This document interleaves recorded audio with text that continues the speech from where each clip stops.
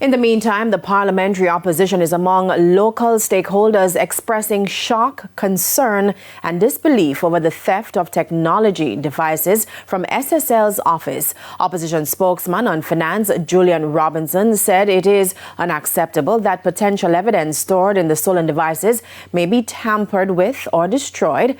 Such a development, he explained, could hinder the pursuit of justice. The opposition says it wants a high-level inquiry into Thursday's development. The JCF's leadership is being asked to do more to preserve the integrity of the investigation. And the Financial Investigations Division, FID, which is leading the probe, is also being encouraged to put in place more robust security to protect all the assets and information related to the case.